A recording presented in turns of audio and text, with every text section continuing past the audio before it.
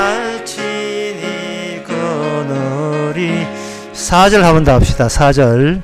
이 세상 이별할 때 지옥의 권세 이기니 천국에 있을 때에도 예수가 거느리시네. 주 날 항상 돌보시고 날 친히 거느리시네.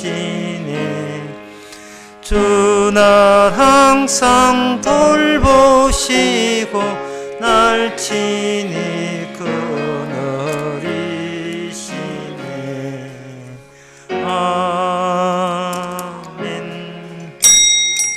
다 같이 묵도하심으로 오후 예배를 함께 드리겠습니다.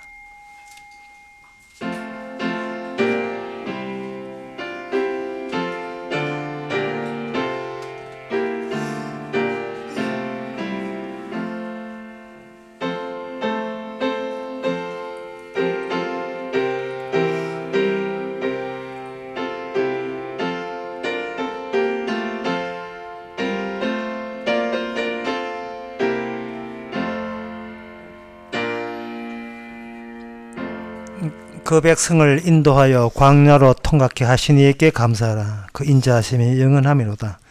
큰 왕들을 치신 이에게 감사하라. 그 인자하심이 영원하미로다. 아무것도 없는 이스라엘 백성을 광야를 통과하게 해주신 하나님, 오늘날 광야 같은 이 세상에서 오직 주님 외에는 의지하고 기댈 곳이 없음을 날마다 확인하는 저희들 되게 하옵소서. 예수님의 이름으로 기도옵나이다. 아멘. 찬송가 245장 합시다.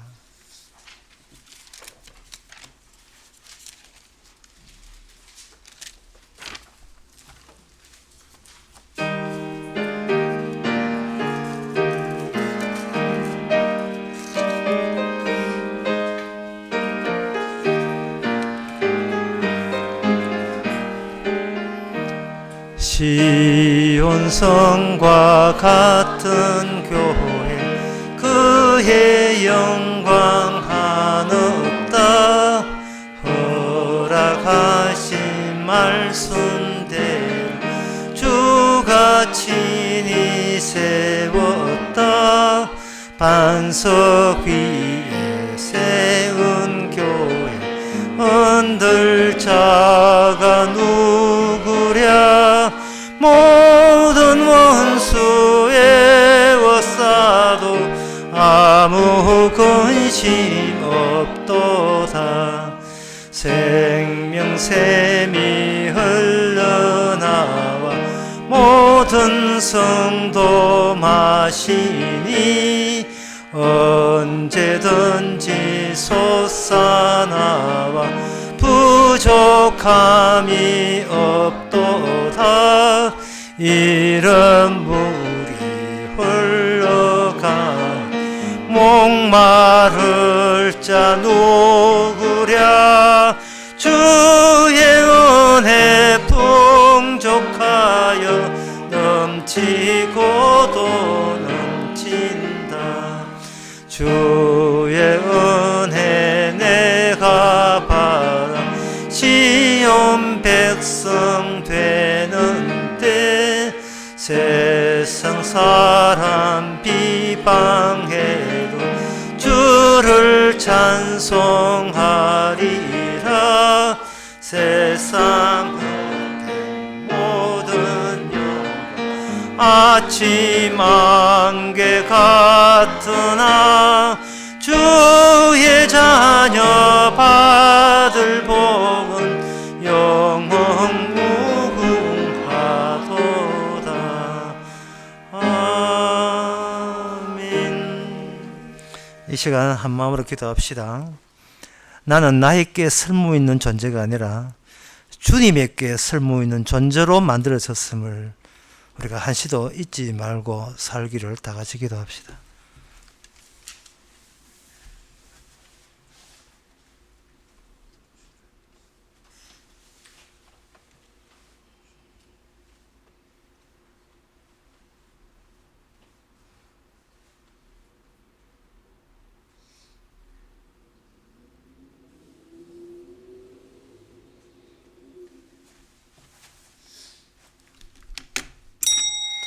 하나님 아버지, 나에 대해서 나를 위해서 잘 살아왔다고 자부하지 말고 과연 주님에 의해서 어떻게 관련되어 있고 주를 위해서 무엇을 했는지를 그것만 생각하는 우리의 남은 여생이 되게 하옵소서. 예수님의 이름으로 기도합나이다. 아멘.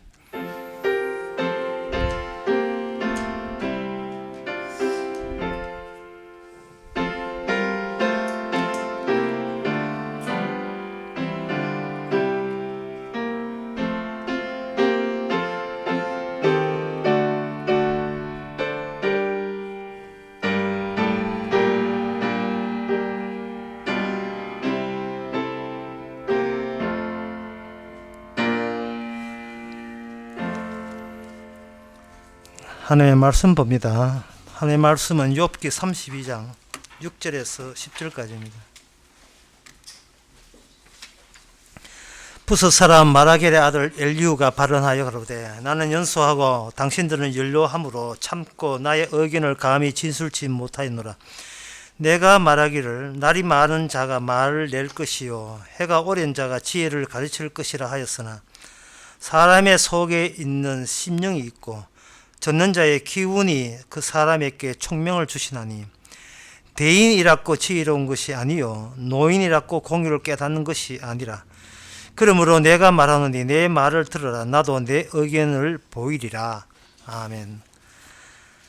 그동안 욥과 욥의 친구들은 욥의 고난에 대해서 해석에 의해서 이 대자연의 운행, 그 대자연 바깥에 있는 하나님의 뜻, 이런 것을 가지고 설명을 하려고 했습니다.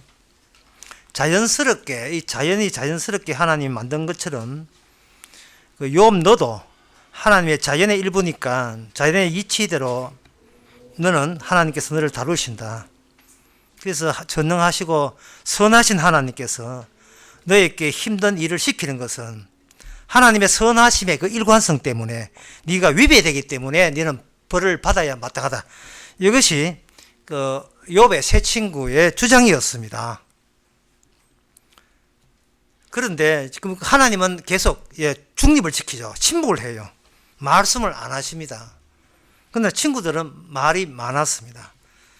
친구보다 더 말이 많았던 자가 바로 욥입니다. 욥에 의하면 너희들 이론에 의하면 내가 고난받을 이유가 없는데 왜 나에게 고난이 오는 줄을 나는 모르겠다. 처음에는 모르겠다고 시작합니다. 나중에 가서는 하나님께서 사람을 잘못 구분해 고난 주실 사람에게 주지 않고 줄 사람에게 주지 않고 엉뚱한 나에게 고난이 떨어졌다고 하나님의 하는 일의 조치에 대해서 내가 납득이 안 된다고 그런 식으로 이야기합니다. 하나님의 일에 납득이 안 되는, 욥이 납득이 안 된다고 말할 수 있는 그 근거가 뭐냐 하면은 자기가 자기를 살펴볼 때 나쁜 짓을 한 적이 없어요. 잘못된 일을 한 적이 없습니다.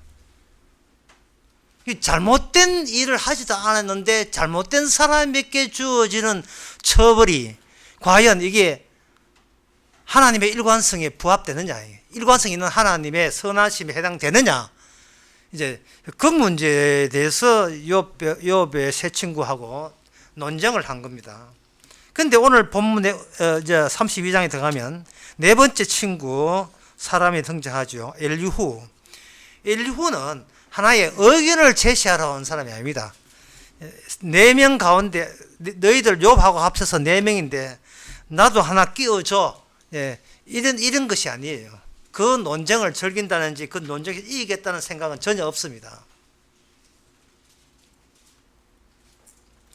그 엘리후가 이야기하는 바를 아주 어렵게 정리하면 이렇습니다. 인간은 물질로 되어 있기 때문에 언제든지 깨어질 수 있다. 그러나 인간을 통해서 나타나는 하나님의 의미는 새로운 영역, 새로운 영토를 만든다. 어렵게 이해하면 그래요. 새로운 영토, 어떤 영토냐? 새로운 의미를 발생시킨다. 이게 엘리후의 이야기입니다. 그 어떻게 발생시키느냐? 하나님의 의미라 하는 것은 외부에서 인간이 발견하는 것이 아니고 아무 의미가 없는 인간 속에 하나님께서 그 안에 새로운 의미의 장, 의미의 영역을 따로 계시한다, 시작한다, 이렇게 되는 겁니다. 말이 너무 어렵죠. 그러면 쉽게 하면 이렇습니다. 어떤 사람이 교회 안 다녔어요. 그냥 절도 안 가고 그냥 평소 세상 사람 현대인전처럼 그냥 돈 벌고 일하고 한다 이 말이죠. 그런데 하나님께서 그에게 갑작스럽게 성령이 온다고 칩시다.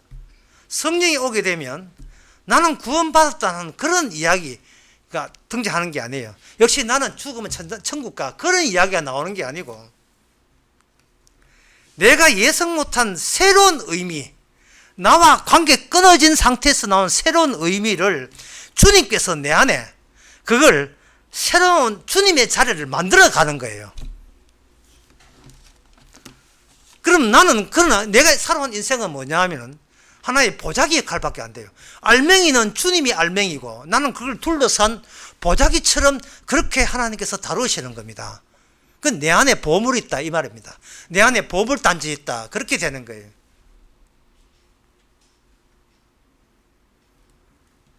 그러면 그 사람이 누구한테 이야기를 할 때 너 잘났나 나도 잘났다 이래 되는 것이 아니고 나는 문제 없다, 나는 하자 없다, 내가 왜 고생하는지 모르겠다, 인생 왜 꼬이는지 모르겠다, 나는 그 이야기 나올 때 이 새로운 사람은 주님이 내한테 새롭게 마련한 의미를 보여주는 거예요. 그게 바로 엘리후입니다. 그 이야기가 어딨냐 하면은 세상 사람들 이야기할 때는 여기 오늘 본문에 나와요. 6절부터 쭉 나오는데 그 쉽게 이야기하면 이렇습니다. 세상 사람들의 논리는 세월이 지나면 지날수록, 시간이 지나면 지날수록 그만큼 정보양, 지혜의 양이 누적이 돼서 젊은 사람보다 더 많아진다는 것이 상식이에요. 배운 만큼, 생활 이 세상에 체험한 만큼 그렇게 되는 거예요. 그래서 유명한 노래에 사람은 늙어가는 것이가 아니고 익어가는 것이라고 했지요. 예? 노사이 이야기했고 이명용이 부르던 노래 보면 나와요. 사람은 익어가는 것이다. 그게 뭐냐 하면 세월이 필요하다 이 말이에요. 시간이 필요한 거고 소위 그 노련함이 그 값을 한다는 겁니다. 노련함이 너무 값을 해가지고 나중에 노망 들지. 노련함 백날 뭐합니까? 이기주의, 단단한 이기주의 되는데요. 이제 변비되어 있는데 답답해요. 우리 아버지 저렇게 고집시였나? 원래부터 그게 본질이 고집시인데 아닌 척 해하고 있었죠. 나중에 나이 드니까 이제는 누구 우사스러울 것도 없고 가식적인 거 다 툭툭 피듬 다 떨어지니까 나머지 것은 고집. 예. 그 유명한 고집이 앞에 성이 붙어요. 최고집. 김고집. 누구 보고 이야기하는 겁니다. 정고집, 박고집, 이고집. 예. 오롯이 고집만 남고 나머지는 다 사라져 버리죠. 오직 나는 나를 위해서 나 방어 위에는 마지막에 남는 기억이 뭐냐? 나 방어하기, 나 의로움 지키기. 그거다 말이죠. 그러니까 욥과 세 친구 세 명에 대해서 네 번째 엘리후는 그걸 본 겁니다. 여기 보면 뭐라고 되어 있냐 하면 8절에 보면 사람의 속에 있는 심령이 있고 사람의 속에는 심령이 있고 전능자의 기운은 사람에게 총명을 준다 이렇게 되어 있어요. 이게 신약 성경에 십자가와 연결되어 있어요. 사람들은 큰 기적이 있기를 원합니다. 태풍이 오게 되면 태풍이 아무 피해 없는 기적, 가뭄이 오면 속히 비가 내리는 기적, 어떤 전염병이 퍼지면 바람 불면 다 전부에서 다 병원들이 사라져가는 그런 기적. 다 이 기적들은 뭐냐 하면은 나를 멀쩡하게 도움 줄 수 있는 것을 사람들은 기적이라고 이야기해요. 나한테 도움되는 거, 나한테 이익이 되는 거. 그때 사람들은 그걸 뭐라고 하냐면 이게 의미 있다라고, 의미 있다고 이야기해요. 의미 있다. 사람이 자기하고 관련 없으면 의미가 없어요. 그런데 자기한테 관련이 있으면 의미 있는 게 되는 겁니다. 그래서 사람들은 하나님을 이용하고 예수님을 이렇게 기도하는 이유가 내가 의미 있다고 하는 것에 하나님이 좀 도와줬으면 좋겠다라고 생각하는 거예요. 하나의 예를 들면 이렇습니다. 이 얘도 또한 참 어려운 문제인데요. 예를 들어서 나 기차 탔다. 참 잘했지. 난 기차 탔다 참 잘했지. 기차를 탄 딸이 서울로 학교 보낸 딸이 이제는 엄마하고 이제 금요일부터 와가지고 있다가 기차를 타니까 딸이 걱정하지 말고 엄마 나 기차 탔어. 예, 다음 주 봐 하고 갔을 때 딸이 기차 타는 것을 그래 잘했어 잘 탔어 이게 의미가 있는 것은 그 집안에만 의미가 있어요. 옆에 사람들은 전화 간다고 시끄러워요. 그 집안에서만 의미가 있는 거예요. 의미는 항상 나를 품어야 의미가 생기는 겁니다. 이게 얼마나 이기주의예요. 욥이 그 한계를 못 벗어나는 겁니다. 하나님께서 기적을 베풀어 준다고 생각하죠. 예수님도 마치 그런 것 같아요. 물이 포도주 되고, 예, 물 위를 걸으시고, 오병을 주고, 사람들은 거기서 기적이다, 하나님의 사랑의 역사다 하지만, 따지고 보면 그게 잘못된 거예요. 그게 내한테 이익으로 돌아오기 때문에 사람들은, 야, 기적이라고 하는 거예요. 그러나 하나님의 모든 언약적 완성은요, 그 나한테 유리하다는 그 우리 의미 내부를 찢어버립니다. 그냥 찢어버려요. 예. 쪼개버립니다. 말씀이 들어와서 그동안 하나님은 이렇게 좋은 하나님이라는 생각 자체를 그걸 막 북으로 칼 가지고 북 찢듯이 북 해가 찢어버려요. 다 쪼개버려요. 아예 우리 의미는 주님이 하는 일에 근처도 안 가게 그렇게 만들어버립니다. 이 말은 사람들이 원하는 기적은 자연을 총동원해서 움직인 기적이지만 진짜 하나님의 기적은 십자가 졌다가 아니라 십자가 진 그것이 우리 마음속까지 쏙 집어넣을 때 우리는 세상을 보는 관점이 그다음부터 확 달라집니다. 그동안 평생 동안 내가 말한 것이 나 잘났다를 티를 내기 위해서 말해왔었구나 하는 것을 알게 됩니다. 지금 욥의 새 친구가 욥이 지금 그런 데까지 계속 이야기한 거예요. 그러니까 엘리후는 하나님이 투입한 하나님이 평할 수 있는 유일한 친구 엘리후는 그게 답답한 거예요. 나 네 이야기 듣고자 하는 게 아니야. 주님이 너 안에서 너 이야기만 하는 나를 어떻게 찢어버리는지 그 이야기를 하고 싶은 거예요. 하나님이 주인공이 돼야지 언제까지 내가 주인공 되면 안 되잖아요.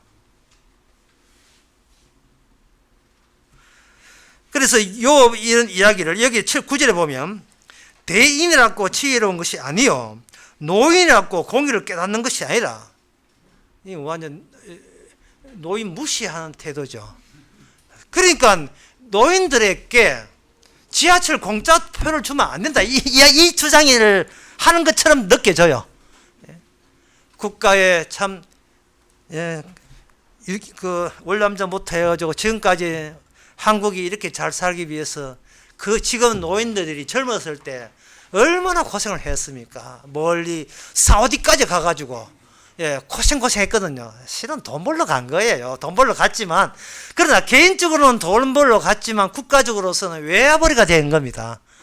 독일에 가는 간호사든지 광부들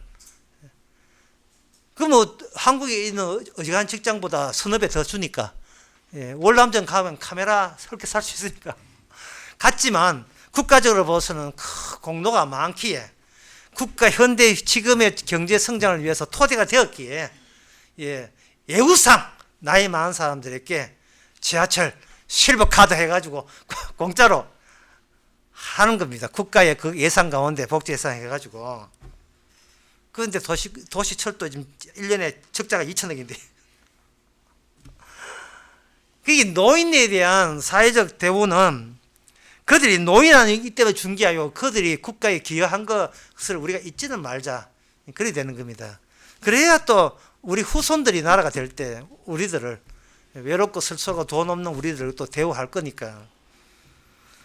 그런데 이 엘리후는 바로 그런 것들이 인간적 의미라는 거예요. 그런 것들이 내한테 뭔가 콩고물 떨어지고 이익이 되니까 하나님 참 좋으신 분이고, 예? 뭐 그런 식으로 하나님에 대해서 운을 떼는 겁니다.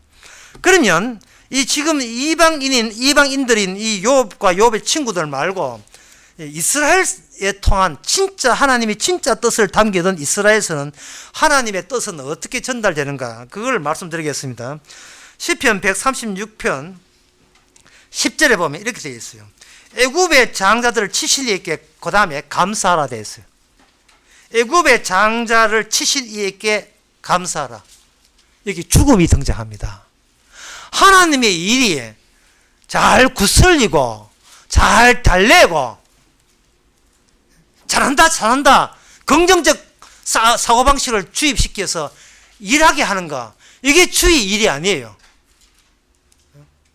아이고 젊은 나가 아이고 일도 잘하나, 아이고 잘한다 잘해, 나 성질시켜줄게, 막 힘나게 하는 거, 그게 아니고 네 실수했구나, 원래 네 죽여버린다. 이게 하나님의 일이라는 거예요. 하나님의 일이. 하나님의 일은 죽음을 동반하지 않으면 하나님의 일이 아닙니다. 왜냐하면 사람은 살아있는 한 내 의미 위주를 포기할 생각이 전혀 없어요. 내가 살아있는 한 무슨 일을 만나도 뭐 어떤 뉴스를 듣더라도 저게 내한테 이익 될까 손해가 될까. 예?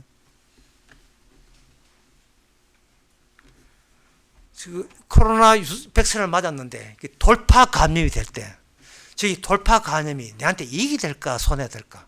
나도 돌파 2번 맞았는데 2번 다 실패로 끝나면 여기서 하나 블루스 하나 더 맞아야 되는 게 3번째 맞아야 되는 거 아닌가.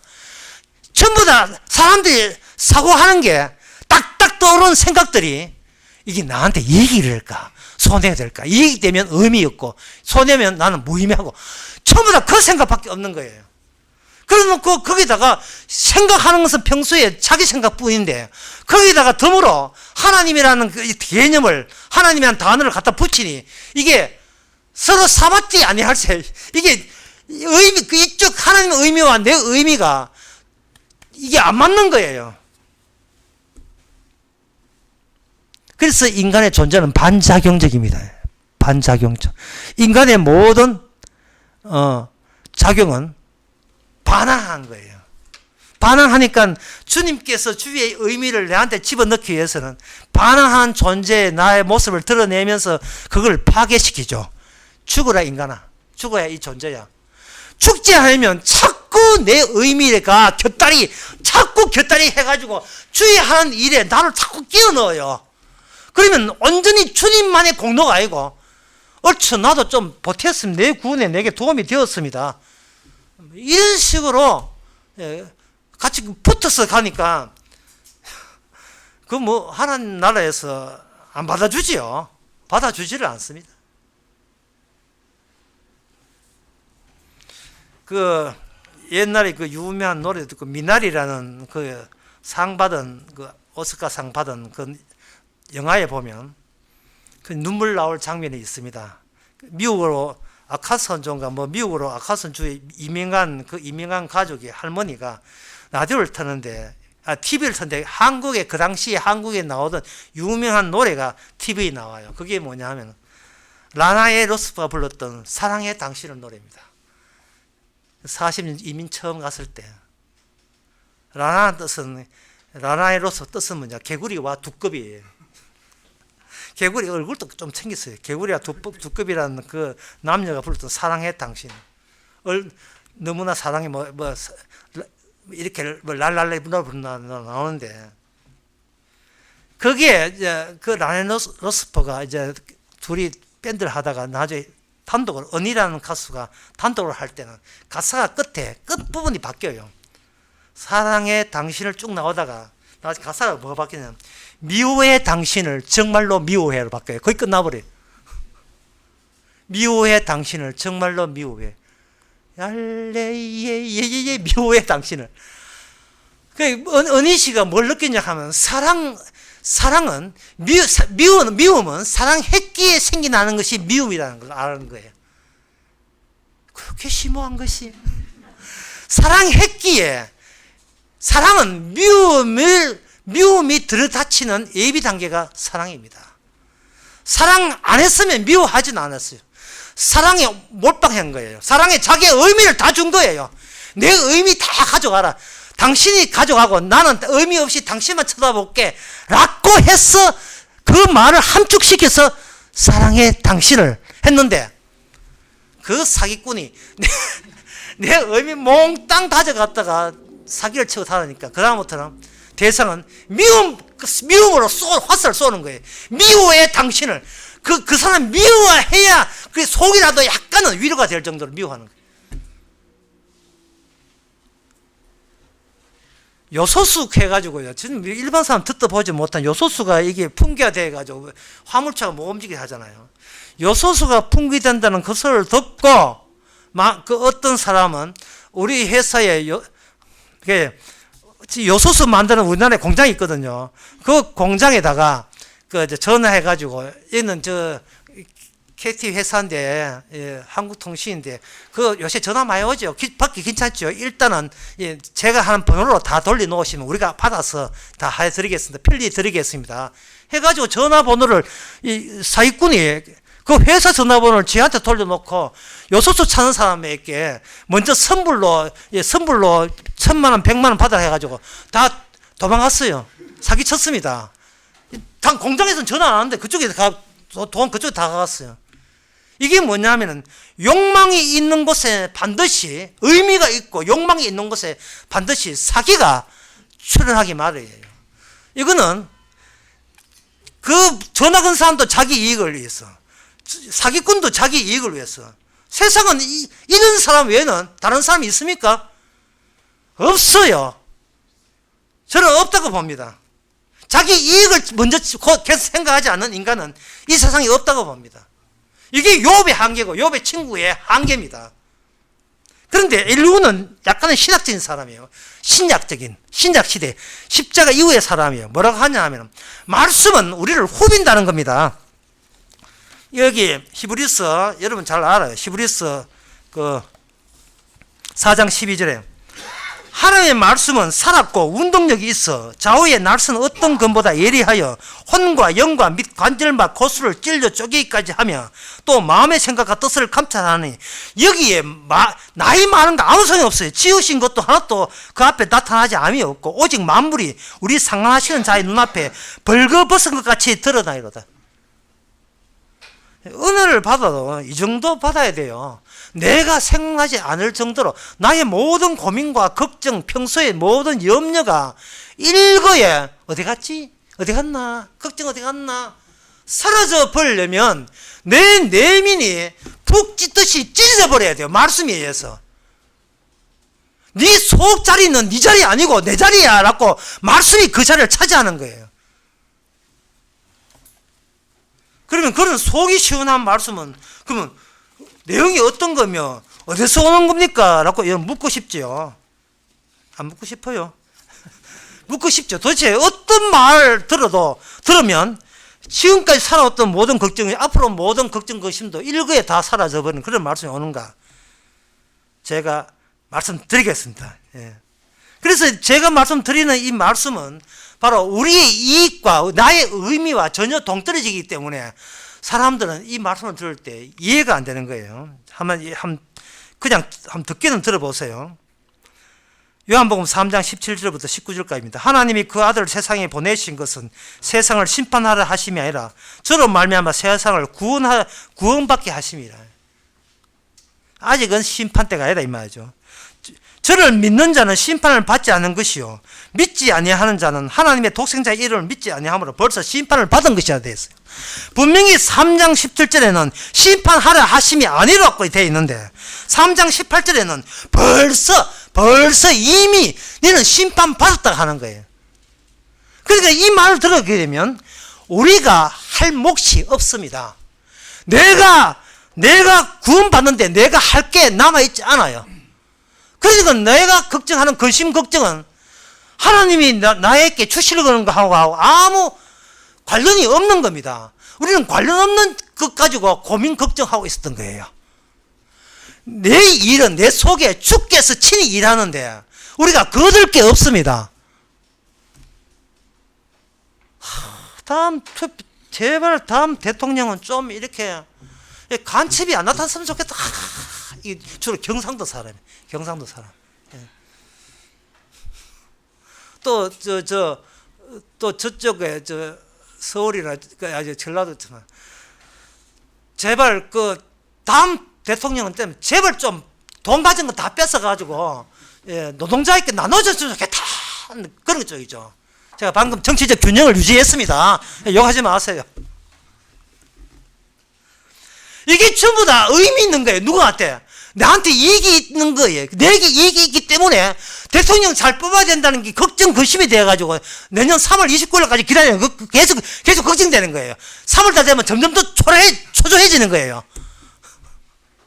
벌써 심판받은 거예요. 아직도 본인이 살아있어요. 주의 말씀이, 주의 완성이 살아있어야 되는데 아직 미완성이 살아있어 내 안에. 나는 이렇게 돼야 되는데, 이렇게 잘 돼야 되는데. 그게 욥과 욥의 새 친구라는 겁니다. 당신의 내면을 한 번도 들어보지 않았다는 겁니다. 전에 그런 예를 들었습니다만은 나레이트 모델이 앞에 신장개업 한다 해가지고 춤추면서 제 다리만 보지 마시고요 하면서 춤추잖아요. 인류가 왜 남은 다리 보지는 마시고 네 다리부터 봐. 너를 보라. 너를. 도대체 하나님의 너에게 뭐냐 이 말입니다. 네 의미나 만족시켜주고 네 문제를 해결해주고 내 고통 없어지게 해달라. 그런 시다발이 하던 하나님이자 이 말이죠. 아니잖아요. 인류는 그게 아니라는 겁니다. 왜 큰 분인데 너는 작고 그분은 큰 분인데 왜 작은 나에게 큰 분을 억지로 잡아당기느냐 이 말. 그게 네한테 무리수였다는 겁니다.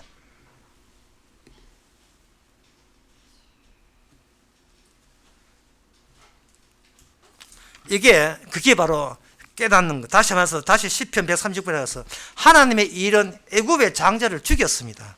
그리고 136편 그 15절에 보면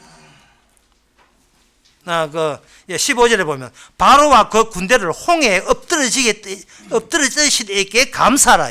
그 인자하심이 영원함이로다. 애굽 군대를 죽이고 바로의 애굽의 장자들을 죽이신 그분이 우리 안에 들어와야 우리는 진정 그 인자하심이라는 새로운 의미에 우리는 푹 젖게 되는 겁니다. 내 욕망과 욕심을 채워주는 것이 주의 인자하심이 아니고 쓸데없이 염려 걱정하는 그 원인 제공을 하는 나의 탐욕을 찢어버리는 것이 바로 주의 인자하심이고 우리는 영원히 감사해야 된다. 그 말입니다. 끝으로 야고보서 3장 6절을 보겠습니다. 3장 6절에 보면 혀는 곧 불이요 불의의 세계라. 혀는 우리 지체 중에서 온몸을 더럽히고 생의 바퀴를 불사르나니 그 사르는 것이 지옥불에서 나온다. 그러니까 지옥 갈 사람은 지옥 갈 이야기만 나오고 천국 갈 사람은 천국 이야기가 자기 입을 통해서 나온다는 겁니다. 입은 이게 마이크 같아서 아무 의미 없어요. 중요한 것은 우리 내면에 무슨 의미로서 이게 뭉쳐져 있고 다져져 있느냐. 뱀이 또아리 털고 있느냐, 악마가 여기서 내 안에 또아리 털고 있느냐, 아니면 천사가 주님의 다 이루심을 왕왕왕 이게 공명나게 날 울려주면서 걱정하지 마라 다 이루었다는 그 예수님의 희생에 대해서 날마다 천사가 우리에게 알려주느냐. 그 자기가 아는 이야기가 입으로 통해서 나오는 겁니다. 그래서 아침에도 이야기했지만 짜증나는데 짜증날 수밖에 없지요. 불평하면 불평한 대로 살 밖에 없어요. 쭉 하다가 서로 싸울 때는 막 욕하고 막 싸우죠. 네가 하지만 그 마지막 끝에서는 그래서 웃으면서 끝나야 돼요.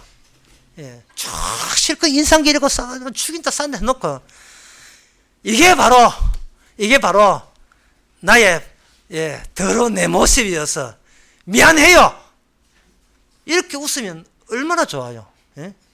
네가 감히 내한테 해가지고 주먹질 해가지고 옆에 코피 내고 털고 입은 한 3주 나오게 해놓고 이게 바로 내 더러운 속성이었습니다. 미안하오 패서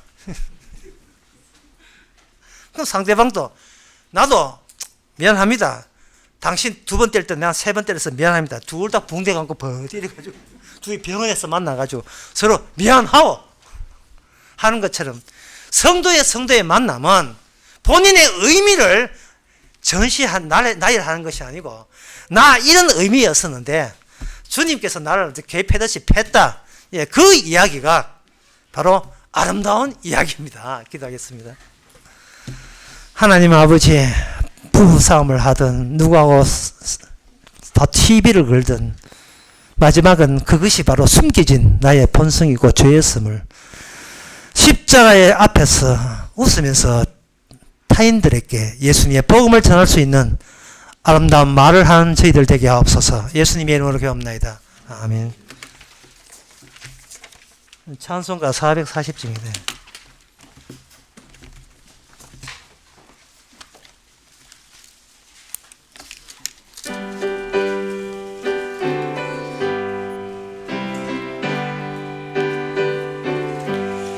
멀리 멀리 갔더니 처량하고 고나며 슬프고 또 외로워 정처 없이 다니니 예수 예수 내 주여 지금 내게 오셔서 떠나가지 마시고 길이 함께 하소서.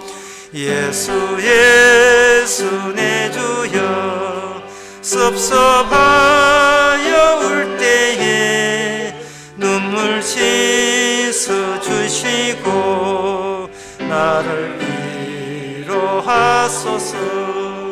예수 예수 내 주여 지금 내게 오셔서 떠나가지 마시고 길이 함께 하소서.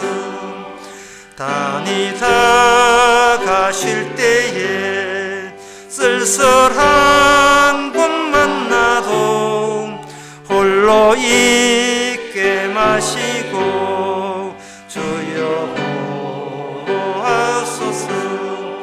예수 예수 내 주여 지금 내게 오셔서 떠나가지 마시고 길이 함께 하소서. 아멘. 기도합시다. 지금은 우리 주 예수 그리스도의 은혜와 하나님의 크신 사랑과 성령의 충만하심이 아무리 해도 없어지지 않는 나의 의미를 날마다 십자가 복음으로 주의 의미로 바꿔주는 것을 믿는 모든 성도에게 주의 이름으로 축원하나이다.